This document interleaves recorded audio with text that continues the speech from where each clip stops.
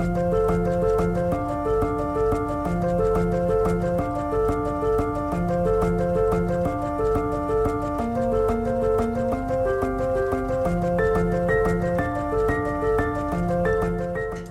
I'm Jean Schumacher, founder of the Plant-Based Academy, where I provide help, support, guidance, and resources to switch to a plant-based lifestyle and get your health back.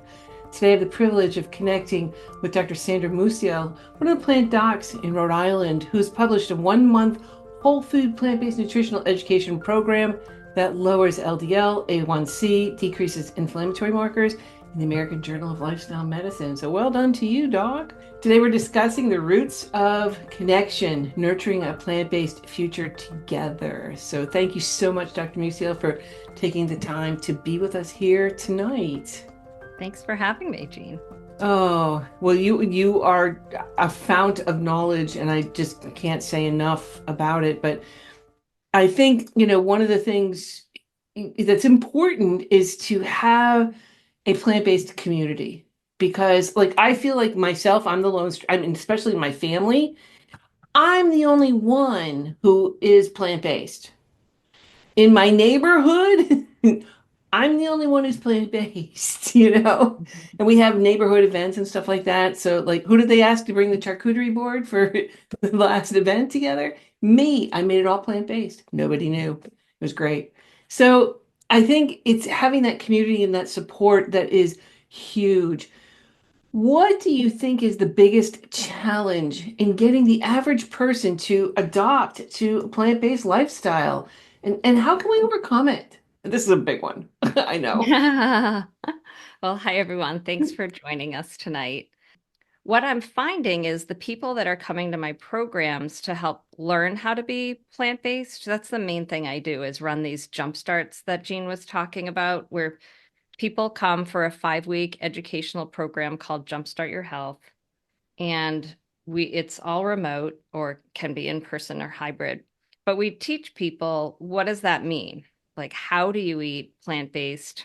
And how do you read labels? How do you find a marinara sauce without oil? And what we include in our program are labs that we draw before and after. So people can see in 1 month the dramatic change that changing to a plant-based lifestyle can have on your health and on your biomarkers, on your blood pressure, on your weight.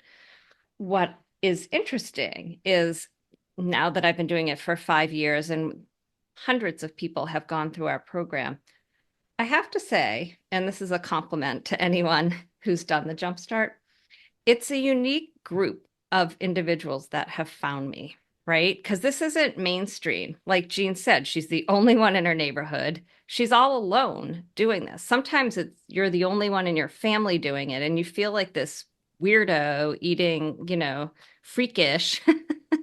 And um, so it is important to find community and to find people to support one another because you're doing the right thing. Like that's how you got here. You know that this is special, right? And so that's what I find with the people that find me. They're not the run-of-the-mill people. They're kind of out-of-the-box thinkers. They're people that are independent thinkers. They're people that are tenacious. They don't want to listen to their doctor who's telling them to just take another drug, take a statin, go on a blood pressure med. They're like, well, there's got to be another way. So then they start Googling away and they find me. Or they have a more forward thinking doctor. And thank God we're getting more and more of them. The younger doctors are more open minded, they're more educated about the health benefits of plant based eating and are actually referring people to me. So, I mean, that is what I thought would happen from the beginning. But I was kind of shocked to learn that most doctors they don't know about this. They're not very receptive and they're not referring patients to me, which is, I laugh, but it's actually really sad because I think they all should be. But that's just not where we're at right now. So people that come to me are ahead of the curve, thinking originally and independently and are willing to try something new that just makes sense from the research they've done.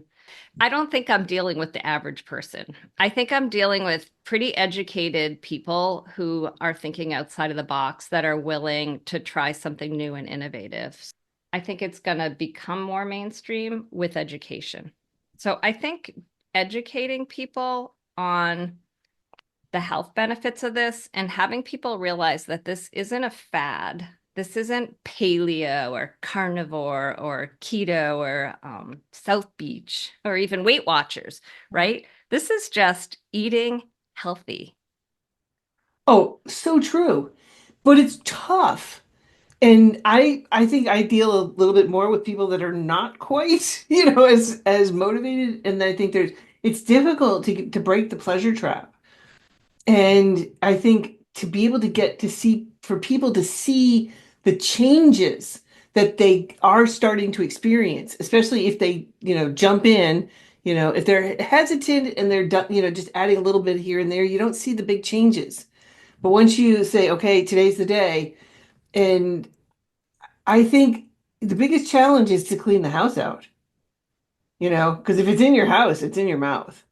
It's not a question of if, but when. Because if it's in the house, because I'm a food addict, and I'll be the first to go, hi, I'm Gene Schumacher. I'm a food addict, and I am, without question. And, and it's hard to get people to change. Like my brother, I was just with my brother at his house, and he offered me an iced tea. He gets these things at Costco, and we had to do a Costco run. And first of all, I haven't been in a Costco forever. And I'm just like, oh my God, the stuff that's in there. Wow. But he offered me a tea. And I'm looking at this, just one tea, one serving was 47 grams of sugar, which just was mind-boggling to me, number one. Then the next thing was all the sugar was from high fructose corn syrup. And I said to him, do you understand what the problem is with high fructose corn syrup? No. And I explained it to him and what happens and why fructose can only be, broken down by the liver. And now we're starting to see people with high, with non-alcoholic cirrhosis of the liver from the high fructose corn syrup. Doesn't matter. It hasn't killed me yet. And that's his attitude. And so I think, even if educating people to see this information about this, you're like, I don't care. I'm going to die sometime anyway. And it's like, but you want to see the quality of your life and what it's going to be coming up soon. So, Yeah, so the jump start, I think that's what's the other thing that's unique about it is when you go all in, and a lot of people come and say, "What? I don't want to give up cheese or I don't want to give up I'm still going to eat fish and chicken or whatever." And I say, that's fine. Like this is your choice, your life. But here's an opportunity to see, right? It's only 1 month. If you were to go all in and just give it a try, give up the oils and just do plant-based for 1 month, what impact would it have on your health? If you only go half in, you're never going to know. Like you might see a little dent, you might see a little drop in your LDL, but you won't know how much it could drop, how low it could go. So, and I think that like having that opportunity makes people realize like, oh, this this really can help me. And I have a funny story. I did a consult this week on a woman who came in. She told me on her form, I'm an omnivore. I don't want to change that. I love my chicken and fish. And then she came in, it was like the first thing out of her mouth at the consult was, I'm an omnivore. I have no desire to be like all plant-based. I'm like, that's fine. And it's again, your life, you can do what you want. However, she wanted to reverse her A1C and drop her LDL. And she was a healthy weight. She felt like she eats healthy, which is so many people tell me, I thought I ate healthy until I did the jump start. I didn't realize, all these things were causing my, leading to heart disease and elevating my LDL and blood pressure. You're not going to really know unless you try this. And how's it been working for you so far? Is this healthy omnivore diet lowering your LDL? And no, it's like, you're getting sicker on your healthy omnivore diet. I did convince her.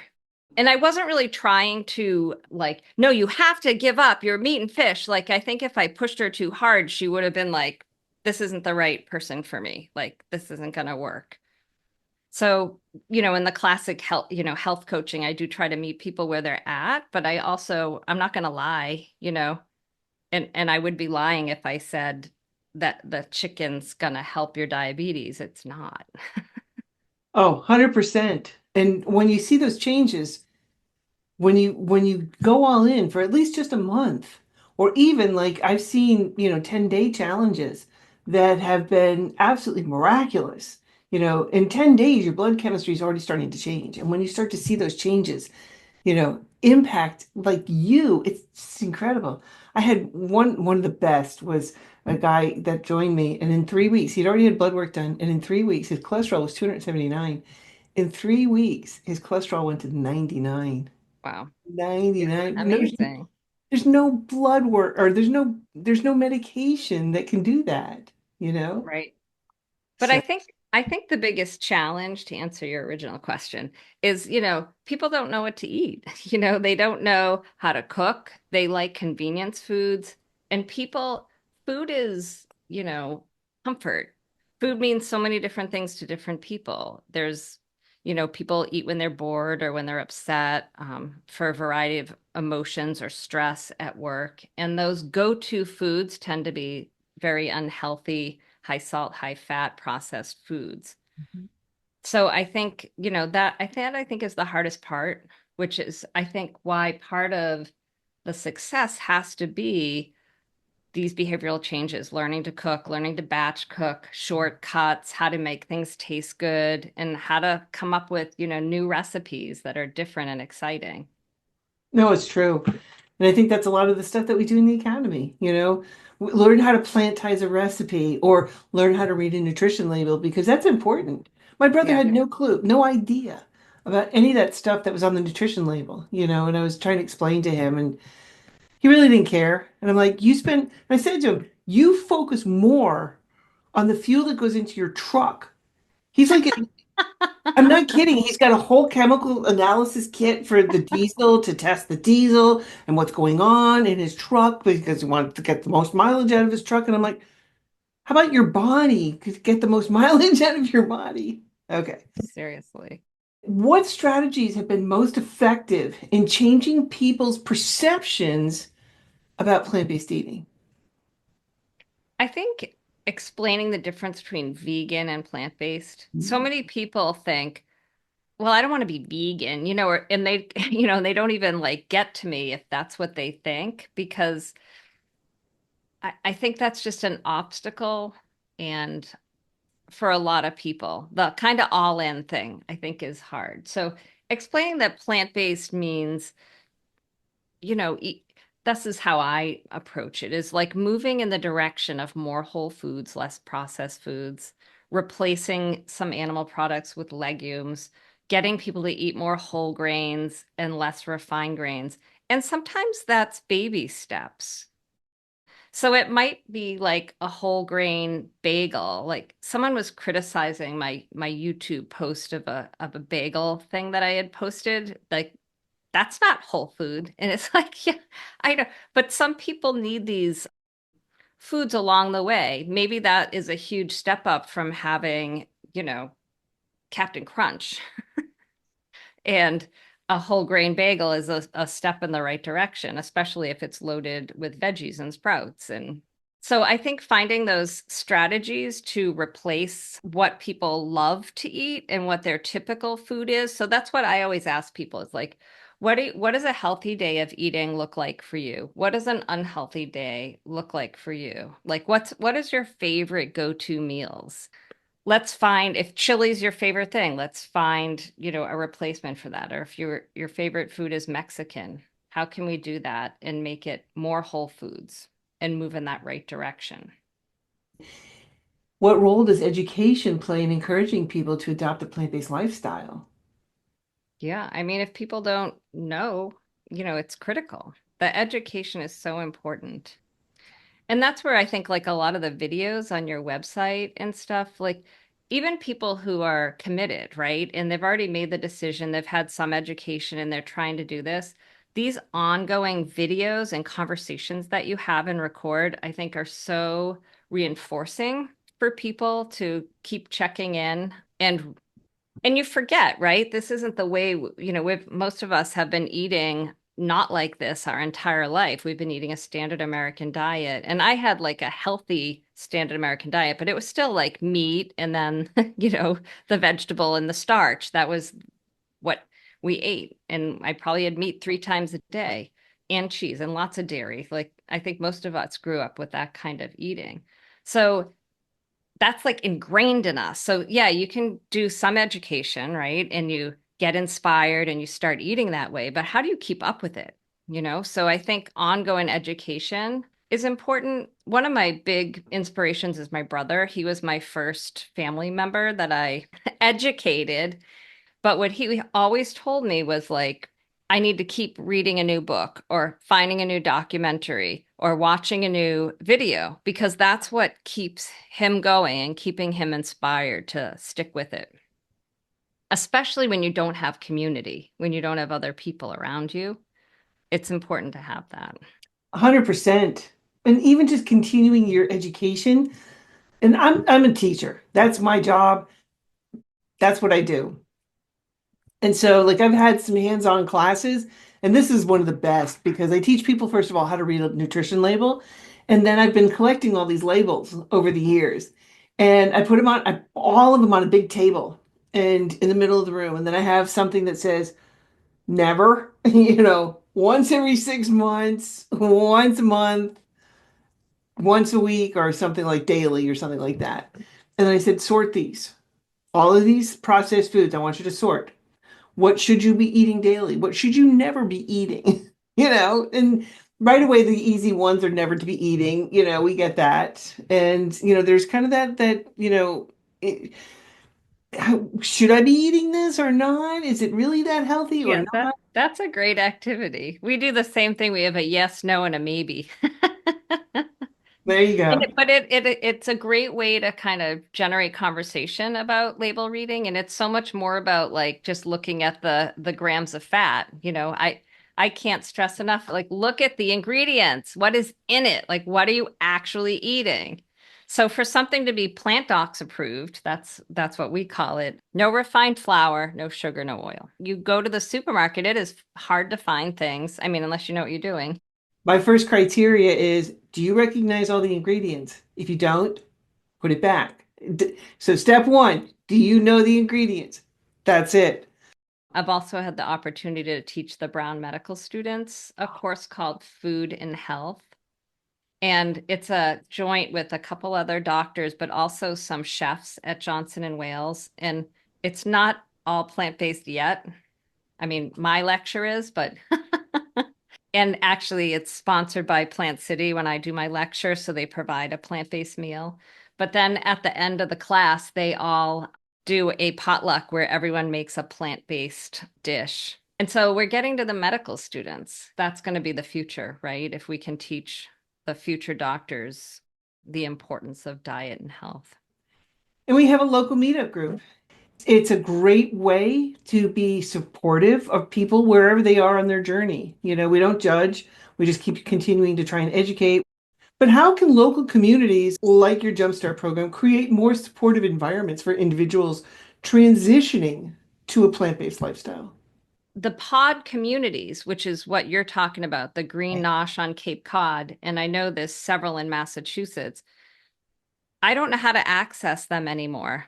So that got transitioned to PCRM, Physicians Committee for Responsible Medicine, and they do have a map, an interactive map, so that you can look on it to see if in your state it's a very vibrant community and starting with it. And so the leaders are now getting the educational resources that they need to help pass that down to the people in their groups, which is phenomenal. So there's all over the United States and all around the world as well. You can join a group if there's one in your area, but if you're, motivated, you can start a group and then people will come out of the woodwork that are looking for this. And most, like belong to a lot of these pods and have attended a lot of the pods in Massachusetts and Rhode Island. Sometimes it's just like a potluck with a little lecture. Sometimes it's a movie night. They'll have a guest lecture. Some of them are fully remote. Some they meet in person and have a potluck or meet at a restaurant. So there's just a great way to connect. We have, through the Plant Docs community, we started our own potlucks, which are whole food, plant-based, no oil. And the different people in the Plant Docs community sponsor, host them at their house, and everyone brings food. And for me, like I I have to say, like, that, everyone's busy, right? But sometimes you're like, you have a social event and you're like, oh, I don't know if I want to go. I just want to relax. You guys know what I'm talking about. You're like, oh, sometimes it's hard to get up and I have to drive 45 minutes to or whatever. I don't want to sound lazy, but I have to say, I have never been like sorry. It's always been one of the most rewarding things I do all month is when I go to these potlucks and then I find myself surrounded with such positive energy and everyone's eating like I eat and that everyone's so grateful for, what they've learned and how their life has been altered. And yeah, so I love going to any kind of plant-based events. Just go to pcrm.org and just type in building healthy communities. If you want to become a leader of a group, this is a great way to do it. And then if you click on here, find a community, this is the map that I was talking about. So there's one, you can see there's 1, 2, 3, 4, 5 already. See if Plant-based there's groups. one in Maryland. Oh, there is one in Maryland, two in Maryland, Bethesda and Yep, Columbia. yep. You can go back up to the map and look at it and zoom in, and to see where they are, if you want to look in even further. And you can just click on each one of those things, and it tells you what it is. You click on it, there's information to connect. And if you don't have a local group, start one. We need to do this via grassroots because no one else is going to do this for us. We have to do it ourselves. Then I moved up here to Cape Cod, so continued on doing it up here.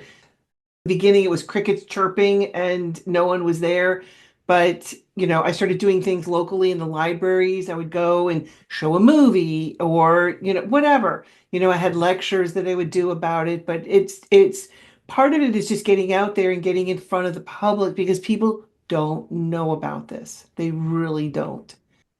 Other thing that we offer is monthly cooking classes that are really fun. And they're fully remote. And what we do is when you sign up, you'll automatically get the ingredients for whatever it is we're going to be making. It's usually two different things, like an entree plus a dessert. Then during the class, we all cook together live, and it's kind of very informal where people can ask questions as we go. Does this look right? Is this how thin it should be? And this year, our theme is farm to table. So we're trying to celebrate locally grown produce and talk about food miles and the impact that eating has on the environment and the earth, and how eating plants is so much better for the earth than eating animals, but also eating local plants are way more nutrient dense and better for you than food that's traveled across the country and has been sitting around for a week. Just go on plantdocs.com and you can see the virtual cooking classes and what we offer. When you start to live this lifestyle, your taste buds change and you start to appreciate the flavors and the foods. I'm like, oh my God, did a strawberry always taste this good? Like, wow, it's pretty amazing. And you really start to appreciate this. And then when you go and eat something, and I just want to circle back to a comment you made that you said that a lot of people don't realize just how unhealthy they are. They think they're doing pretty well. And I have to say, I was guilty of that. Here I was, several hundred pounds. At this point, I've lost over 100 and going over 100 pounds. And yeah, and kept it off. That's the big piece right there. Kept it off. And I still have weight to lose, but it's more about the journey into the health than the amount that I still need to lose. But it, I couldn't, I'm like, I'm eating healthy. What are you talking about? And because I was in the hospital and the woman who attended me was not only a medical doctor, but she was a nutritionist. And so when I went to go see her as a nutritionist, I was like, We were discussing what I was eating, but it took some time. And now I look back and I'm like, how on earth could I thought I was healthy? There was no way. The other thing that I notice, it's one of my biggest pet peeves, is when people are told by their doctor that it's genetic, like what they have, like their high cholesterol or their high blood pressure is genetic. Because to me, it that means you have no control over it, is what the doctor is telling the patient. What you do isn't going to matter, and you just need to take a drug. And in most cases, it couldn't be further from the truth. So you were saying like you didn't, a lot of people say I eat pretty healthy, but I also hear this, it's genetic. So and some of my doctor friends tell me this. This is when I really cringe because I don't know what to say. I'm just like, oh, that's their A1C is just genetic. Well, I think also back to your comment about genetics, I compare it to like a light switch, okay? That you have certain ones that are on all the time. There are very few because we don't want to keep the lights on all the time. That would be like, for example, your hair color or your eye color or your skin color. Those are fixed. But the other like 95% are like light switches that you can turn on and off depending upon environmental changes. So I think that visual of turning the light switch on and off it's a powerful one because people don't realize that you can change that. Well, what role does social support play in helping people maintain this plant-based lifestyle, especially when they face resistance from family or friends? Yeah, I think that's huge, having a support system. So having friends, having a place you can go and have people that you can talk to. Yeah, I agree. It's like what we've been talking about, like with the potlucks and watching a movie and getting together with friends. With A1C, is it important to lower carbohydrates? I love this question because Hmm. I understand that fruits, vegetables, and beans are good, but what about the things like pasta and bread? So take it away, Doc. Carbs are so misunderstood, right? And they're demonized because all carbs are not bad. As you said, like beans and whole grains are mostly carbohydrates as far as their macronutrient composition, and those are healthy for you. Yes, they're broken down into glucose, but that's not the underlying cause of the type 2 diabetes. So the cellular dysfunction and the problem with the insulin signaling has to do with that intracellular fat. And when you clear that up, it makes the insulin work better. In the short run, it's true. Like when you eat a carbohydrate, it's broken down into glucose. And if your cell isn't working, it's going to raise your blood sugar. But if you get to the underlying cause by being on a plant-based diet, getting rid of that intracellular fat, and improving the health of your cells so that they're functioning better, then when you have beans and whole grains, you're able to process that in a healthier way. So if you eat something like white bread that is metabolized pretty rapidly, and most people will get, if you were just to eat a piece of white bread, we digest it so fast, you get this glucose spike and then the insulin goes up and that will spike your A1C.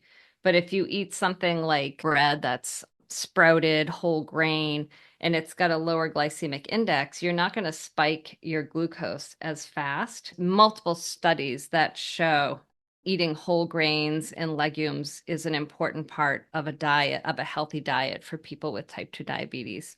People always ask about fruit and A1C and type 2 diabetes. And yes, fruit has natural sugar in it, but it's good for you. You eat the whole fruit with the skin and with a meal, and it's good for you and it helps with type 2 diabetes because you're getting the fiber and Right? everything else in the whole fruit. Fiber is king. We're learning so much about fiber and the role it plays in our gut biome. It's such a synergistic relationship because we don't digest fiber. It's too strong, even for the hydrochloric acid in our stomach. We don't digest it. But guess who does? And it's that fiber. And then they create short chain fatty acids. It's amazing. What blood labs do you ask your clients to do? Yeah, we get the cholesterol panel, which includes the total cholesterol, HDL, the good cholesterol, LDL, the bad cholesterol, triglycerides. We also get a fasting glucose and a hemoglobin A1C to look for diabetes or prediabetes. We also order an AST and ALT, which are liver enzymes to assess for fatty liver disease, which you had mentioned earlier. And there's a spectrum of liver disease that can be caused from a high fat diet and having excess weight that can actually lead to um, permanent cirrhosis of the liver. And we order an HSCRP, which stands for high sensitivity C-reactive protein, which is an inflammatory marker. What role do online resources like recipe blogs, virtual cooking classes, plant-based forums play in supporting individuals who are new to plant-based eating? I mean, I think it depends on the individual, right? Some people like online things, some people like to read books. So I think it depends on, what media speaks to you. But I think, we are turning into a very virtual world, point in case right here with all of us gathered. And, you know, there's, I know a lot of this came out of COVID, but how beautiful is this that, we're all here talking from all across the country and all these different states, hopefully inspiring you and supporting one another and sharing resources. So I think it's really changed in how we receive information and share information exponentially. Where do we get our omega 3s? Omega 3, omega 6, you got to have that good ratio. But do we need to get it from animal-based sources or can we get it from plant-based sources? Plant-based sources are ground flax seeds, chia seeds, walnuts. You don't need animal sources to get the omega-3. Jean was talking about the ratio. Like if you eat a lot of seed oils or refined oils or processed foods, you get way too much omega-6 compared to omega-3. I think the best sources are the whole foods. So I think of it like medicine to get in a tablespoon or two of ground chia seeds, flax seeds every day, and a quarter cup of nuts. That's what I strive for. The other thing that I want to throw in is that's important is iodine, because that is difficult to get, on a plant-based lifestyle because we're not eating like seafood and we should not be doing like iodized salt, or salts in particular. Maybe if you're not dealing with high blood pressure, but most of us are dealing with a lot of health issues, and salt should not play a big role in that, especially if you're dealing with hypertension. So we're not getting the iodine. So a little piece of seaweed, throw it in your smoothie, like something like kombu will really help to get it from, and you want to try and get it from these whole food sources. So the same thing, and I make what I call my omega-3, omega-6 nut bowl. I cannot have nuts in the house. Like if I open a bag of nuts, honey, I'm popping them like M&Ms. So I can't have them in the house. So what I do is literally we have lined up on the counter like 100 of these little tiny containers. And so I go through and put one cashew, ching, ching, ching, ching, ching, one walnut, ching, ching, ching, ching, ching, some chia seeds, some hemp seeds, all I got a whole list of things to include. And that way, because you get a lot of good nutrients from these nuts, but also too, you want to help make sure that you're absorbing these, especially when you're getting like nutrients, like you want to have a little bit of fat in there. So I put that on top of my salad to help absorb, the fat soluble. Going back to my chemistry roots, we have fat soluble and water soluble. So if it's water soluble, it helps you just it goes through your liver, your kidneys, and it's out. But fat soluble, it's in your body. I could sit here and talk to you for another hour, I honestly. know, I, seriously. yeah, I really enjoyed this, and thank you Yeah. everybody for so much for Yeah. Thanks contributing for your joining us. questions. Yeah, and coming to this and sharing your evening with us because it's been a phenomenal evening. And again, this will be up on my YouTube channel. So thank you so much for joining us tonight. Thank you, everyone.